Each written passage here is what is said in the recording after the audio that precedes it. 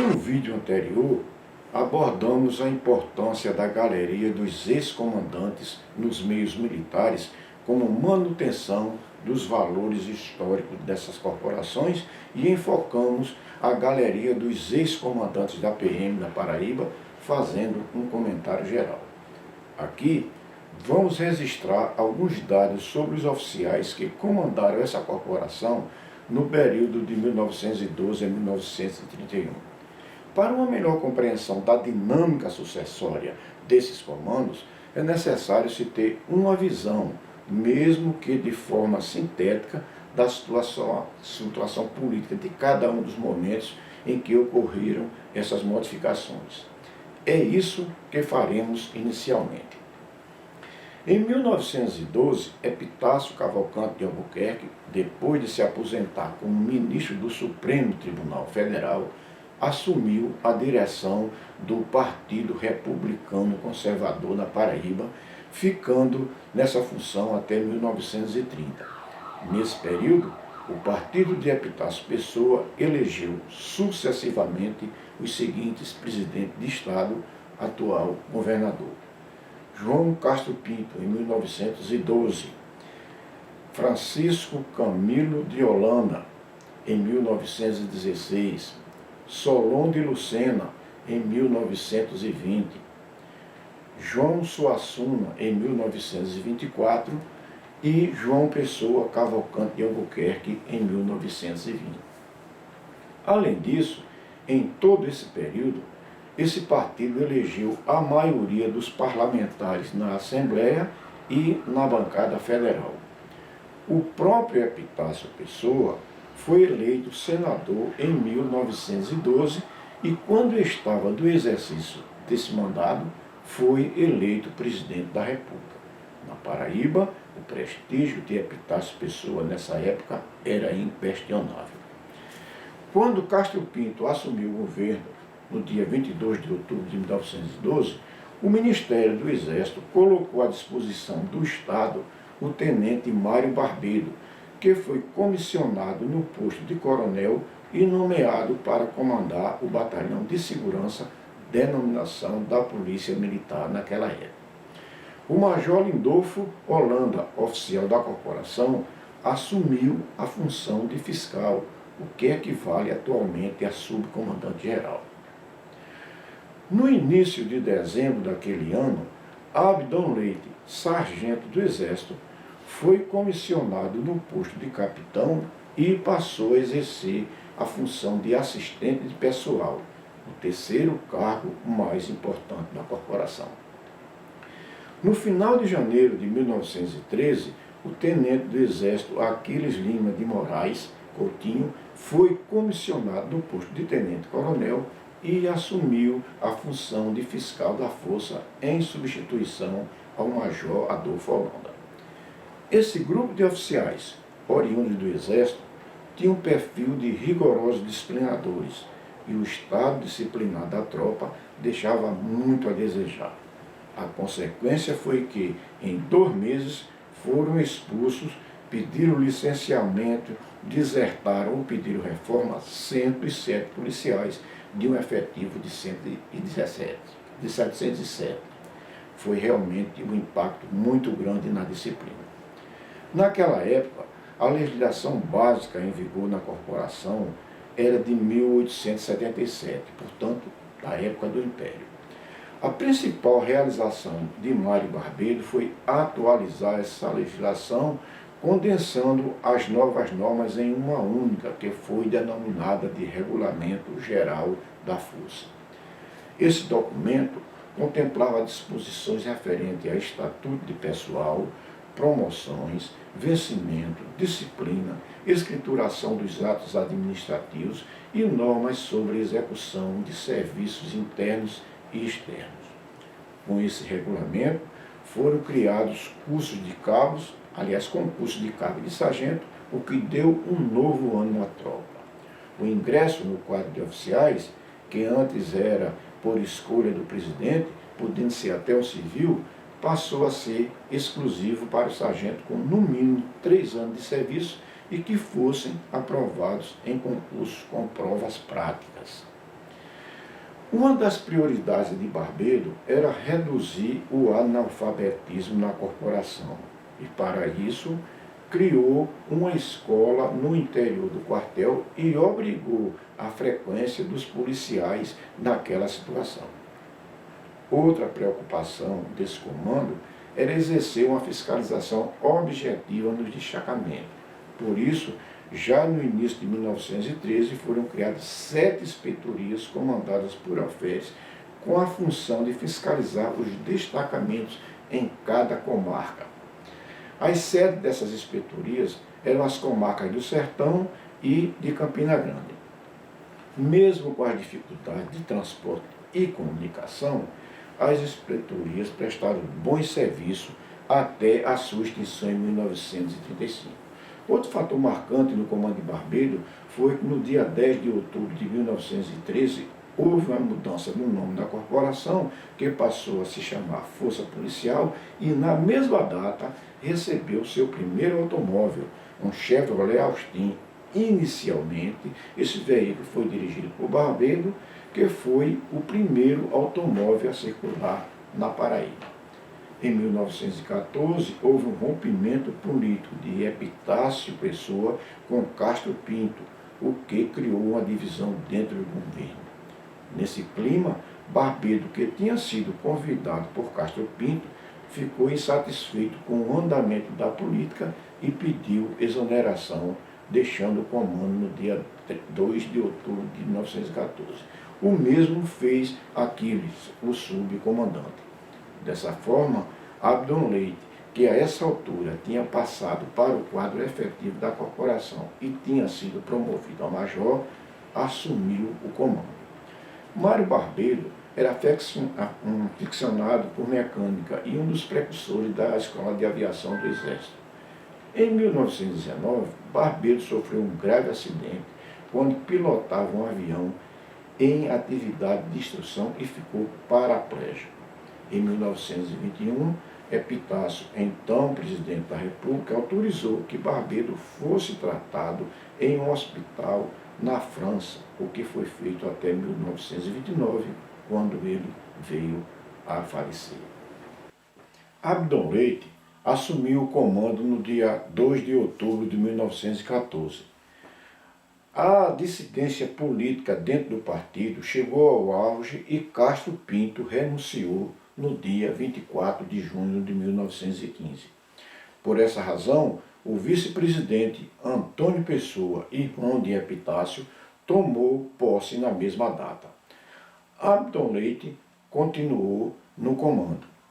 Nos registros de assentamentos funcionais de Abdon Leite, no seu tempo no Exército, constam diversos elogios consignados por altas autoridades daquela instituição.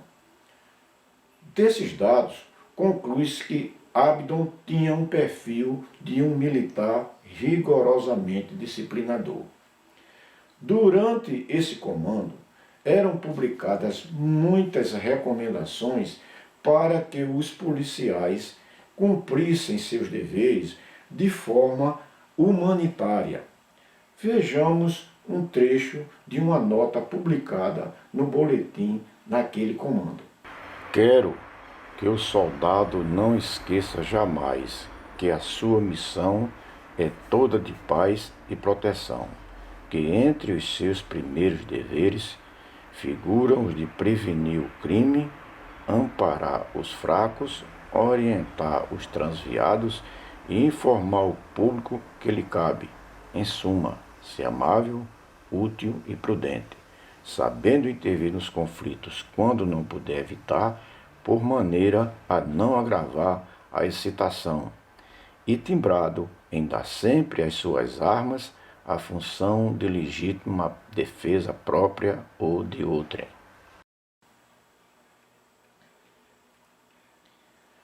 Pelo conteúdo dessa nota, podemos deduzir que Abdon Leite era um defensor dos direitos humanos, mesmo quando ainda nem se falava nesse tema. Mas, no decorrer desse comando, foram aplicadas muitas punições de oficiais. Esse fato pode ter gerado muitas insatisfações internas, o que chegou ao conhecimento do presidente. Dessa forma, Abdon Leite foi exonerado no dia 24 de junho de 1915. Pouco depois de deixar o comando, Abdon Leite foi submetido a um processo administrativo e 6 meses depois foi demitido. Anos depois, ele foi readmitido por decisão judicial e reformado. Para substituir Abdon Leite, o presidente Antônio Pessoa conseguiu, junto ao Ministério do Exército, a liberação do tenente João da Costa Vilar, que foi comissionado no posto de tenente-coronel e nomeado para comandar a corporação. João Costa Vilar assumiu o comando no dia 24 de junho de 1915 e no dia 1º de junho de 16, Antônio Pessoa pediu afastamento para tratamento de saúde. Por essa razão, Solon de Lucena, presidente da Assembleia, assumiu o governo. E Costa Vilar continuou no comando da corporação. No dia 28 de outubro de 1906, tomou posse no governo Francisco Camilo de Holanda, presidente eleito naquele ano. E Costa Vilar permaneceu no comando durante todo esse governo. O coronel Costa Vilar, como seus antecessores, desenvolveu esforços para reduzir o analfabetismo na tropa, apoiando as atividades da escola regimental criada no comando anterior. No início do comando de Costa Vilar, a corporação estava instalada no prédio onde atualmente está sediado o 1º Batalhão, na Praça Pedro Américo.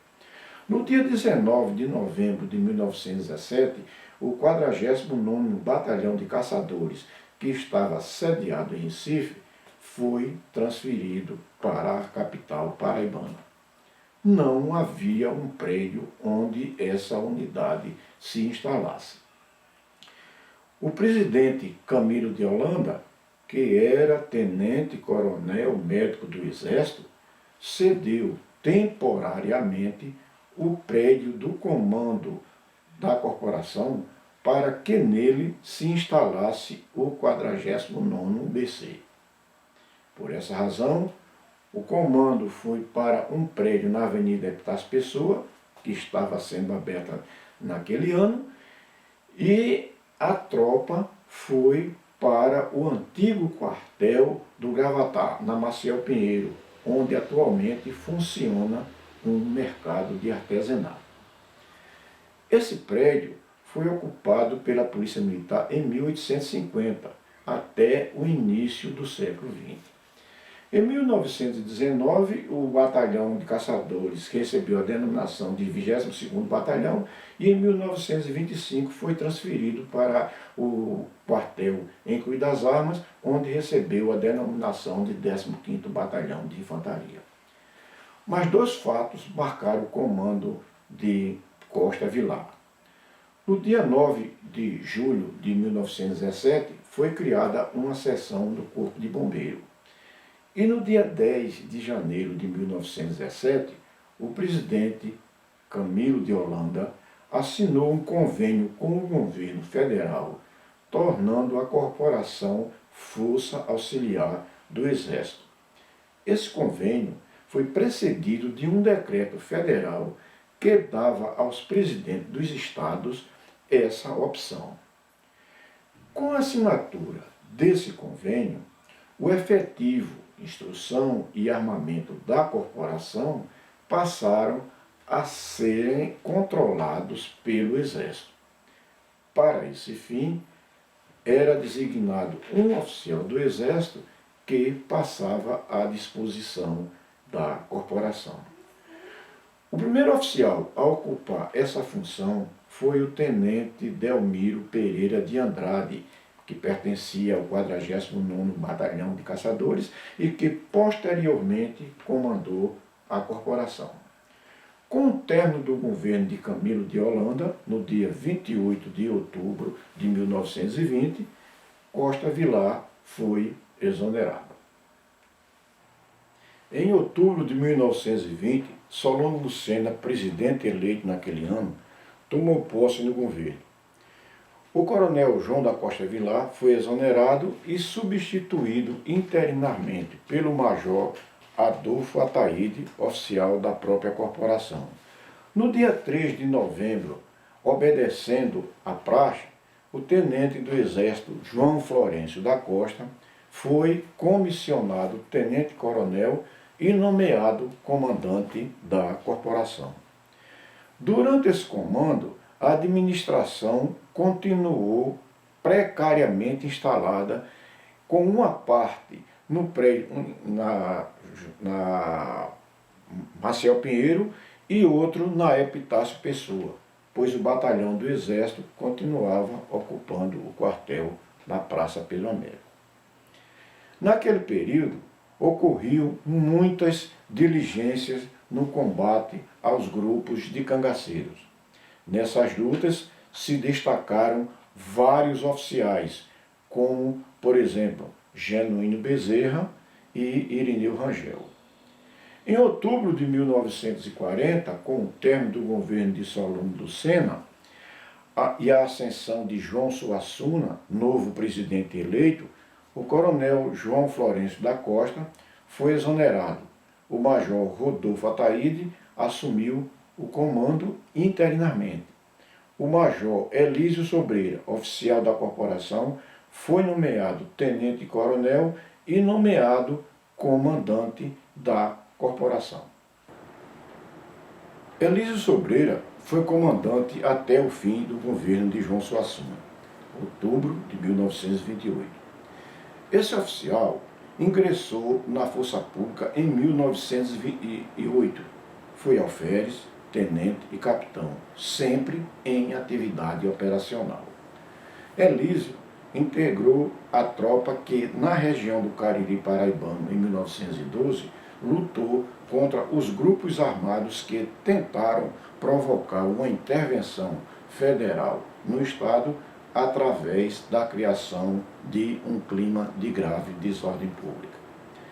Elísio foi delegado de polícia em diversas cidades e assistente militar do governador Solano Lucena, de 1920 a 1924. Objetivando fortalecer o policiamento no interior, Elísio extinguiu as inspetorias criadas em 1913 e instalou um batalhão na cidade de Patos. Dessa unidade partiam as patrulhas que combatiam o cangaço. Em 1926, a coluna Prestes invadiu a Paraíba pelas fronteiras do sertão. Elísio se deslocou para aquela região com um grande efetivo e comandou a luta até que Prestes e seus comandados deixassem a Paraíba para não mais voltar. Afeitos a lutas, habilidoso na condução de tropa e dotado de elevado espírito de justiça, Elísio era a maior liderança no seio da corporação na sua época.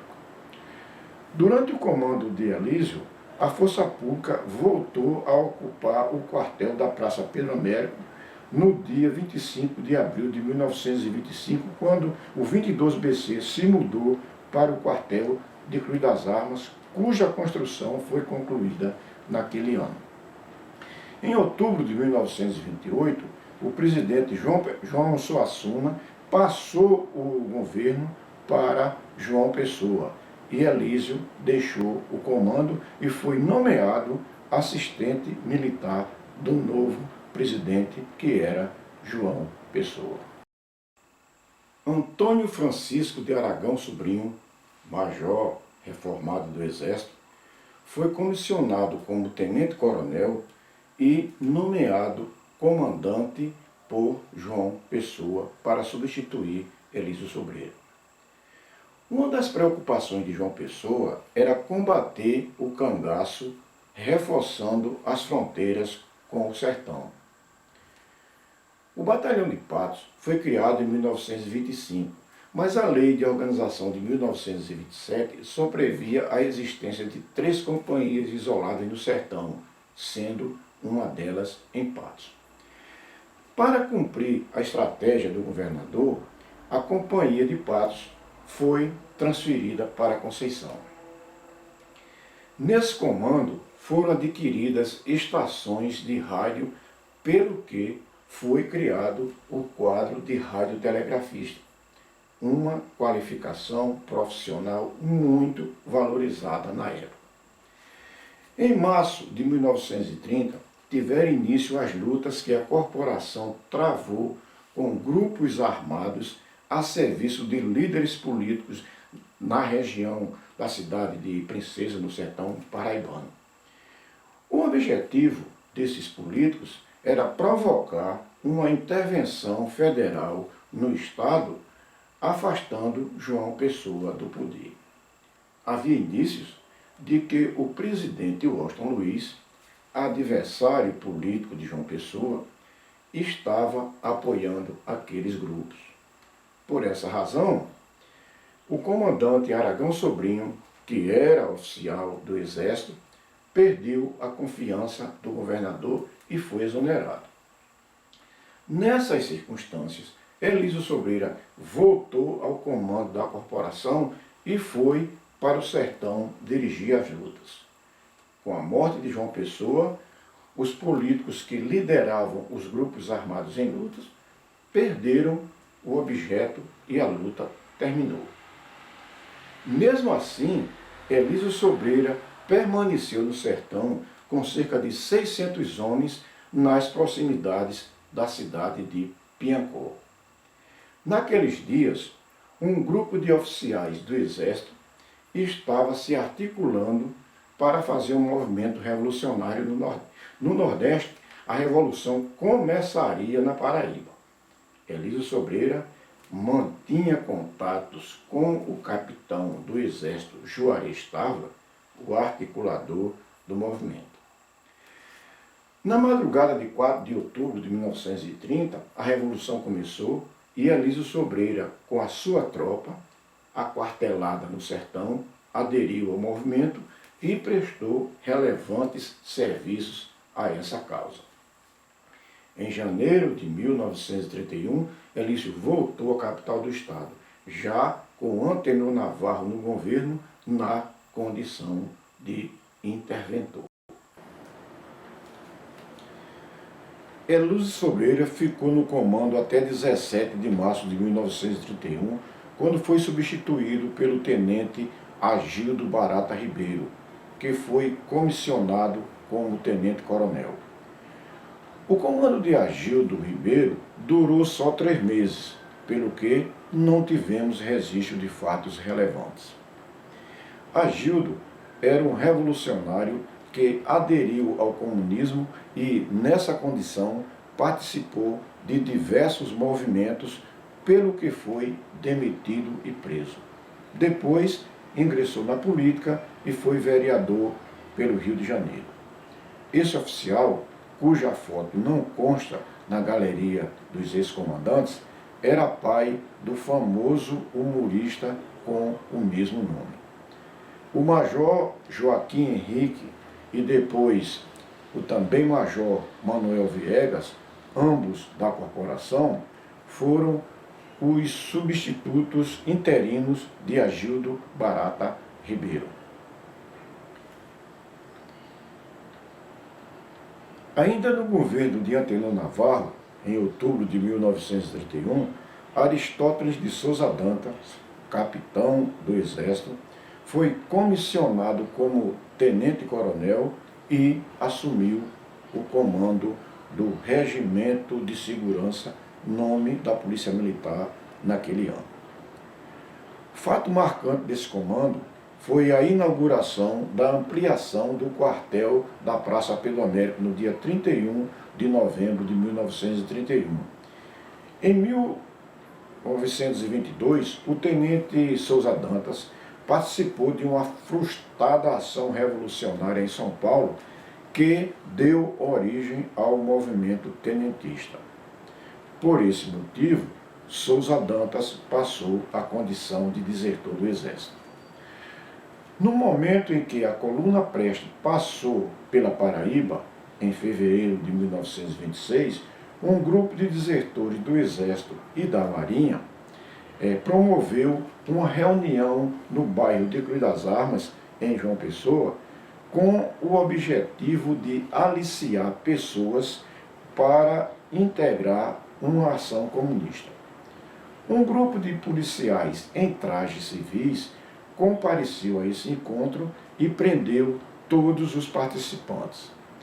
Entre os presos estava o tenente Souza Dantas, que foi conduzido ao Comando Militar do Nordeste em Recife, onde foi processado. Depois da Revolução de 1930, houve anistia dos oficiais que cometeram crimes militares. Souza Dantas foi promovido a capitão e pouco depois foi nomeado para comandar a polícia que lhe havia prendido. Depois que deixou o comando, junho de 1932, Souza Dantas voltou para o Rio de Janeiro. No mês seguinte, quando começou a Revolução Paulista de 1932, a PM da Paraíba enviou uma tropa para lutar ao lado das forças do governo. Por dificuldades logísticas, o embarque foi escalonado. Quando o primeiro efetivo da PM da Paraíba chegou no Rio de Janeiro, onde se reuniria as tropas federais, o capitão Souza Dantas assumiu o comando e conduziu para Minas Gerais, de onde, juntamente com batalhões do Exército, invadiu São Paulo pelo sul desse estado. A ação dessa tropa foi muito elogiada pelo coronel Eurico Gaspar Dutra, que comandou todo o efetivo que atuou naquela frente de combate. Anos depois, Aristóteles de Souza Dantas passou para a reserva do Exército como marechal, o que atesta que fez uma brilhante carreira militar. No próximo vídeo, comentaremos alguns detalhes sobre os comandantes da Era Vargas.